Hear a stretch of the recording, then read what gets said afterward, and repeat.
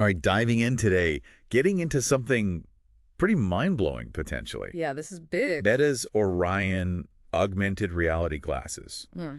and, the Da Vinci Surgical System. Oh, yeah. We're talking about those working together. Wow. Powerful A combination. lot of you have been asking us to break this down, so Absolutely. that's the mission. Hmm. Clear, insightful. What does it all mean? This bleeding edge kind of stuff. We've got a deep dive here Yeah. into some expert analysis. It covers the technical nuts and bolts, how these systems could even link up, Yeah. existing research, patents even. Okay. What are the upsides, the challenges, the whole picture. And I think most people listening already know, but just to level set, Yeah. the Da Vinci system is like the top dog in minimally invasive robotic surgery, right? For sure. Gives surgeons this insane precision with its console, robotic arms, super advanced vision, Yeah. and then those specialized instruments, the EndoWrist instruments. Yeah, they're like, what, super dexterous robotic hands or something? Exactly. Yeah, that's a good way to think about it. Okay, so that's one side of it. Yeah. Then you got Meta's Orion glasses, and these are a prototype still, but Yeah. really advanced. Leading edge. Wide view, high-res images, right on Mhm. top of what you see, thanks to micro LED displays, which are amazing. Right. And they've packed it with cameras, tracking the environment, tracking your eyes. Yeah. They've even got SLAM in there, Yeah. so that it actually knows where it is in space. Super important. And it's all controlled wirelessly. Nice. So no wires. There's a little compute unit, powerful as can be. Wow. They've even got an EMG wristband, reads like muscle signals, Gestures. Yeah. gestures, yeah, for control. Mhm. And you can talk to it.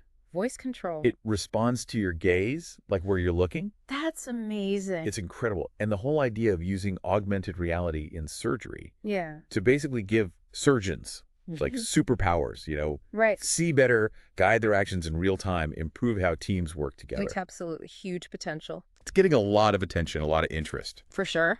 So you've brought these two pieces, these two giants, together for us. Let's Yeah. explore. What could this mean for surgery? I'm excited. Yeah. Well, to really understand the potential here, we got to kind of do a quick tech comparison first, see where these systems can actually meet. Okay. So Orion, first off, it's got that wide field of view, almost 70 degrees, those sharp micro LED displays. We talked about that. Amazing visual. Multiple cameras, right. It's got to understand its environment perfectly. It'll make sense. Got to track the user's eyes. And that SLAM tech, that's key. Aligning virtual info with the real world precisely, that's critical. It's wireless, which is great. You got the separate compute unit doing all the heavy lifting. And that EMG wristband. Super intuitive control. But, gotta be realistic. It's a prototype, so there might be limitations. Heat, battery life. And it's gonna be expensive, most likely. Yeah, that's usually the case with cutting-edge tech. Now, the Da Vinci system, you've got that surgeon console, the 3D HD vision, which, by the way, keeps getting better with every new model. They've got the the Da Vinci 5, impressive, patient cart with the EndoWrist instruments. We talked about those super flexible, dexterous tools. But here's something interesting. They also have this Title Pro thing. Ah, yeah, Tyler. Surgeons can actually view external video feeds right on their console. Cool feature. And then there's the intuitive hub for recording procedures, Yeah. remote collaboration. But it's tough to get access to its internal systems for developers outside of Intuitive. Yeah, I know what you mean. Limited API access. So that's a potential hurdle. So where could these two systems actually meet? Like, what's the point of connection? Well, think about that Tile Pro feature on the Da Vinci console.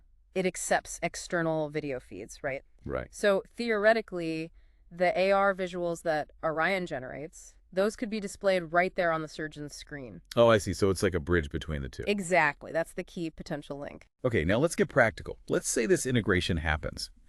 How would surgeons actually use this combined tech during an operation? Okay, so imagine this. You're a surgeon. You're looking at the surgical field through Orion. Yeah. But now you're also seeing the patient's vital signs, real time, overlaid right there. Wow. Or a 3D holographic image of their pre-op scans projected right onto the surgical area. Like, you could see exactly where a tumor is, its relationship to critical blood vessels, all without having to look away from the patient. That's amazing.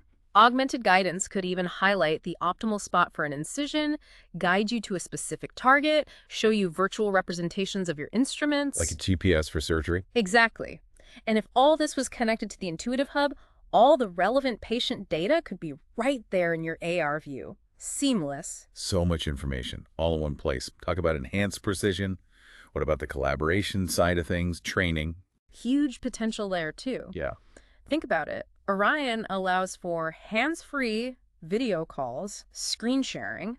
So you could have a remote expert, the best in the world, guiding you step by step Yeah. with augmented annotations, virtual pointers appearing in your view. Wow. And the fact that Orion is lightweight, that's huge for long procedures. Even the surgical assistant at the bedside could have an augmented view, seeing instrument positions, the surgical plan, you name it. Everyone's on the same page. Exactly. And for training, I mean, you could create hyper-realistic surgical simulations with real-time feedback. That would be so valuable. You could even have remote surgeons proctoring trainees from anywhere in the world. Yeah. Huge for standardizing robotic surgery training, making sure everyone's up to the same high standard. That would be a game changer. Are there any real-world examples of this already? Like, is anyone working on this kind of thing? Definitely, there's some exciting research happening. Systems like Arcist, for example, Yeah. it gives the surgical assistant this 3D view of the robotic instruments. Oh. And then there's the SAR system, which overlays patient anatomy for the surgeon using that Tile Pro feature we talked about. Right. They're even doing research with Microsoft's HoloLens for remote surgery guidance. And when you look at patents, it's even more telling. Companies like OnPoint Surgical, they're developing AR guidance specifically for spine procedures. Interesting. Intuitive Surgical, they're working on reducing instrument vibrations, improving that tactile feedback. And Medivis, they have patents for using gestures to interact with 3D medical images. This all points to, significant interest and investment in the field. So it's not just Meta in this AR for surgery game, right? Not at all. Lots of players. Microsoft's HoloLens, Magic Leap, View 6, they're all being explored for various surgical applications. Everything from pre-op planning to real-time guidance, remote assistance. Orion has some unique strengths, that wide field of view, the EMG input. Those need to be compared against what these other platforms offer. Now, the big question, are Meta and Intuitive Surgical actually working together on any of this?